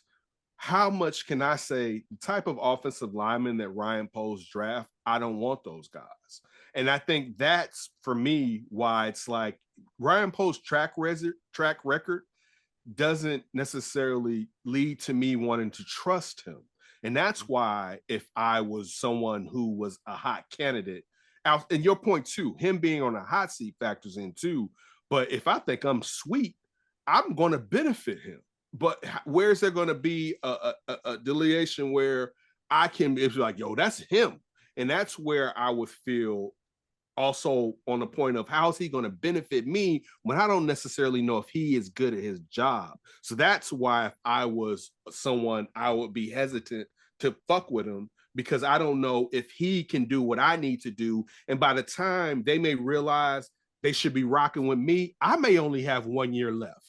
You know, it may be a situation was like, you was right, it was Ryan, but you on year 3. So you better figure it out now. And why am I going to give that time to a GM who I don't trust? And this is just my opinion. And see, well, Jim just said it. This is why we're just fucking screwed as an organization. Because I'm in my head, like, listening to all that, like, oh, this just don't sound good. This don't sound good. It's just so many. Man, don't let them jade your mind, man. Hey, don't let Aaron's influence optimism. Look, listen. Hope springs eternal. At the end of the day, I'm gonna be cool. I mean, at the end of the day, whatever coach they hire, you're right. I'm probably gonna be cool with it unless they hire somebody that none of us even thought about. Another Trustman. You know, like, unless they do some wild shit like that. Mike Kafka, motherfucker, they name, like, some shit like that. You know, like, crazy. But other than that, I think they're going to hire somebody that everyone will likely be like, okay, I can see it. You know, of course, I really like the Brian Flores, because one thing never gonna happen. I know, but as one thing y'all know about me, I'm all about personality. Right. That's why it's not gonna happen. And that I know, and that's why I know it. That's why I didn't even say him, because that's just something they did that, I might pass out. Like, who's running this shit now? Because that's far from what they would do. but I'm a personality guy, like, and that's something I feel we've always lacked. I know saying Mike McCarthy definitely contradicts all Is that. he a personality guy? Yeah, I'm like, He's not. that's Not. your definition of personality. I don't even want to say who I really want to say because I might kick me No, out. say that. No, say that. But say that. No, Pete say Carroll, that. No, it's a safe space. Pete Carroll is a guy with personality. If he just wasn't old as hell, I would be screaming. That's my own, and I hate to be an ageist. Yeah. That's the only thing against Pete Carroll. That's how we started this podcast being ageist. What are you talking about? I'm with you. Like, but in all fairness, really, my A to B guy, he could be, but again, but see, the problem is, like, when are we gonna swing? Like, getting all the way back, and I'll stop talking after this too. Something Glenn mentioned early. Dave Wannstedt was the only, and I guess maybe some people will say Matt Nagy, but Matt Nagy is BS because at that point we still didn't know if Andy Reid was really running the plays, and Andy Reid allegedly took back play call. So you can't really say that. And I guess even if you're talking about defensively, I know, but officially he only called plays for like 6 games that season. I'm not, but you know what people do is you in the business, you know how people sit there, massage it, and make it seem like, man, it wasn't like that. And even though when you look at Wani, and shout out to Wani, you still had a defensive head coach when you're talking about Jimmy Johnson. But still, point being, Dave Wannstedt, and I know people are like, what was the hottest coaching candidate the Bears have ever hired? Where it was like that guy could have got any job at that moment. That's a basically fact. And that's what we're basically saying. Like, I'd rather the Bears mess up. And that's the problem. I have no problem if they hire Ben Johnson and he fall on his face. I'm not gonna be like, man, they messed up again. I'm like, I would have did it. Like, and that's the problem that some people have with revisionist history, where they want to act like, man, I would have never did it. You said it was cool when it was popping or whatever, right? Just own it. So if they get the hottest guy and he's not a leader of men, I've been like, you know what? It crossed my mind, but I would have done it. You know what I'm saying? And I think they need to probably do that rather than being safe, because being safe hasn't benefited them enough. And they've never really gotten a guy outside of Wani that was as hot as Ben Johnson, in my opinion. All right, let's end it there, fellas. Yes. So I'll co-sign. So again, keeping polls lets us all know it's going to be business as usual, people. Right. That's what I'm saying. That check. Let's just hope the check is so big, Glenn. The check is ridiculous. Like, to me, this is my thing, and I know it won't happen. Listen, you want to talk to ownership, because you know what? Kevin is going to do the stadium, and with polls is whatever. I know. Look, you're right. Even though that's a whole different, that's another discussion too. Like, that's a whole, when you talking about all the behind the scenes clatter, because and I don't know Kevin Warren, but I know I haven't heard enough positive things for someone who's had some of the accountants. It's always shysty from some people or whatever, but that's a discussion. It'd be nice to get more information. But point being, he's going to focus on the business side. And if you, and I'm just saying this hypothetically with Ben Johnson, you want to talk directly to me, that's what's up. You know what I'm saying? And if this is what it needs because you're that special, we'll do that. That's my problem with George saying the verticality and all this BS. It's no problem with him saying, you know what, there's exceptions for everything. And like, that's one of the biggest things, where when you look at what happened with the Raiders, right? Or when you look at perhaps what could happen with the Jaguars, where Khan kind of was like, man, Balky can be on the streets if it's necessary or whatever. Exactly. And you may not move off of him, and this is my problem. Balky should know it's okay if I say that, dog, I'm keeping you, right? So you can't be mad. You still won't get this check.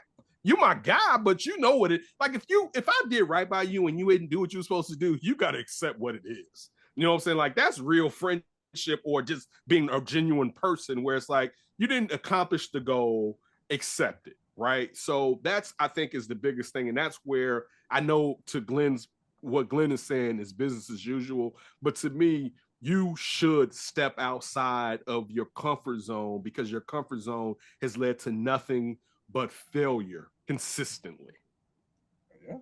There we go. Good stuff, fellas. Let's go to picks real quick. Ken, what we do here, we pick 3 games against the spread. All right. Right now, of course, I'm in first place because that's just what I do around here. Man, you caught me this year. Last week I went 2-1. We actually, I went 2-1. Smoke, you went 2-1. Glenn, you were 1-2. I need a 3-0 week to tie, right? So let's see. We're currently, I am 27-15-3. Smoke 25-18-2, and Glenn 21-20-1. So still not bad. I mean, all things considered. Yeah. So Glenn, you go ahead and you give us your picks. Ken, if you want to go to NFL Vegas Insiders, you can see. Thank you. Let me know when I'm going. Yeah. I'm gonna take the Commanders +9 against the Detroit Lions. Hear me roar. I'm going to take the Ravens -1 against the Bills, and if you know the college line off the top of your head, I've got Caesar's got I've got a couple. Caesar's got it at 8 right now for Texas and Notre Dame. Ohio State. Notre Dame. Ohio State. Clearly, I wanted Texas to be there. Oh, I had a bad beat in that game, by the way. I'll tell you guys about it. So I'm going to take Ohio State -8. I think they'll win by 10 or more. All right. Smoker, you got? I'm taking that one as well. Ohio State. I'm going to take Kansas City -8 versus Houston. And I'm going to go. Houston might shock the world. It's tough. Everybody's Washington +9. It's hard to ignore that number. I know it's a sucker bet, but damn, it's so hard to ignore that number because Detroit's so beat up. You know what I'm saying? That's why I'm. But they're getting rest though. But that dude at quarterback, who my contemporaries, former coworkers, Washington seem to be hating on Jaden. Washington has to get one stop to make sure that spread don't because if they don't get a stop, because Detroit gonna stop them once, twice. Probably. All right. I'm gonna go the opposite of you guys. I'm going Notre Dame +8. Such a Midwestern guy. I'm in the wrong week for divisional round. Yeah, I'm in the wild card round. This is Vegas Insider, right? Yeah. So it's +8 with Indy because I see 9.5 right now. So we go off Caesars. The Caesars. I got you. I see it now. I see it now. All right. Thank you. I'm gonna go.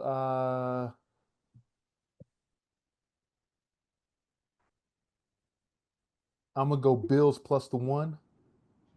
What? You hating on Lamar? No, I don't. I got love for Lamar. That's on 1 point, man. Check your black card. Check your black card, basically. Check your black card, man. And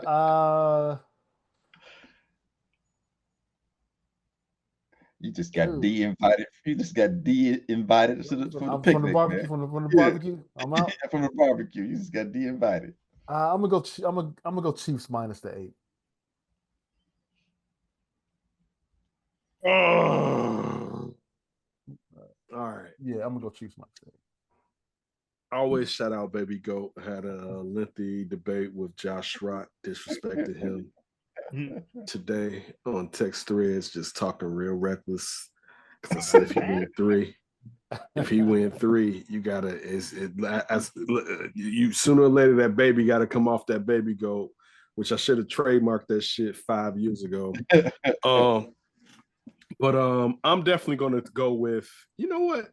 I want to go with the Texans in this, looking at the fact that the Chiefs have just been winning close games all year long, even though my fear would be the Chiefs defense will really be able. I'm going to go with the Texans and with that 8. I'm going to go with the Lions.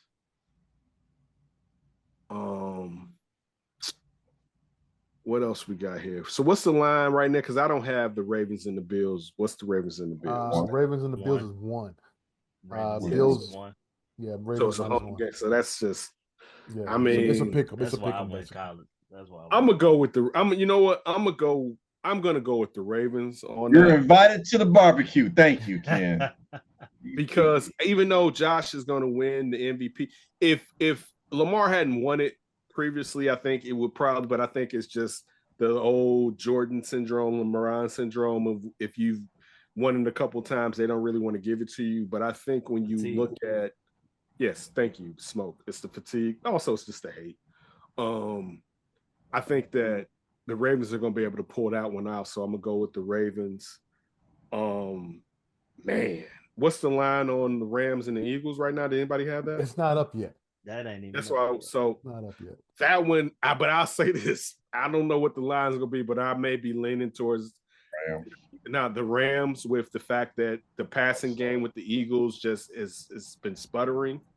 With college, I mean, I think ND is a team of destiny, and I hate saying this, and I don't mean to be a hater, but I'm being destined to lose. I agree with you. My problem is, and this goes for none of these teams should be here if we was playing the old rules that Nick Saban lived by. Like Cam Newton. I'm just saying, like it's now everybody and their mama gets to say, "Man, I made it to the playoffs," and they'd be like, "Dog, you wouldn't have won if you wouldn't even made it to the playoffs. It was just a 4-team playoff." So that's one of my biggest. But I'm just being a hater. I'm being an old curmudgeon with that. But I don't see what Michigan did to Ohio State, and just Riley Leonard can do all of the H-back Paul Hornung quarterback mess he want to try. It's not going to happen with that team. So I'm taking Ohio State. It'd be cool. It would be cool, and I've had problems with Indy for years, and I used to be a huge Lou Holtz Notre Dame fan, but they did some stuff that I didn't like. That's how I was. I grew up a Notre Dame fan with They let Charlie Weiss run and do whatever, and it was like, why is it okay? Anyway, I grew up with Tony Rice and Chris Zorich, right? Those teams, so, and then the Ty Willingham thing threw me off. Ty Willingham and they had Ty Willingham and Charlie Weiss had the same record after the same amount of years, and they gave him an extension. Man, but it's a difference. Yeah. But I'm gonna go with Ohio State. Ryan Day, who can't beat Michigan, and squandered the talent of premium Ohio State, and Marvin Harrison Jr. is going to win a national title. So that's kind of where I'm going at. Did I answer Did I do? You got him. That's all the games really, outside of the what else? Playoff games. Yeah, you making up for a whole season's worth of picks. Yeah. Hey, Ken, thank you very much for joining us, man. We appreciate it, man. Always good to have you on. Back. I'll definitely be back, gentlemen. I appreciate great talk. Definitely informative. If you don't, not to say that I'm bringing anybody to this thing, but if you don't watch it, watch these cats. Also, just great cats too. And I know some people don't care about that, but that means a lot to me. Dealing with people that are genuine people. We can have disagreements in sports. This isn't the end of the world. That's what makes it beautiful, man. That's what makes it beautiful. But make sure you check out this show and follow these gentlemen. And these gentlemen just not on here in their regular lives professionally do a great job. So shout out to all of them, and I appreciate you guys for bringing me on. Appreciate you, man. Appreciate you. All right. Hey, that's going to do it for this week's edition of the Easy Smoke and the GM podcast. I want to thank everyone for listening. We greatly appreciate it. You can catch us on Apple Podcasts, Google, Spotify, iHeartRadio, Amazon, or wherever you find your favorite podcast. You can also catch us on YouTube. Search HP53 Productions. Go to our YouTube page and you'll find the video link so you can actually see what we look like on here. You can also catch us at hp53productions.com. There you'll find a link to our podcast and the Super Duper podcast hosted by Rob Griggs. Yo, Glenn. Yep. Please take us out. Hey, man, it's like we always say here, easy smoking the gym. We ain't saying we right.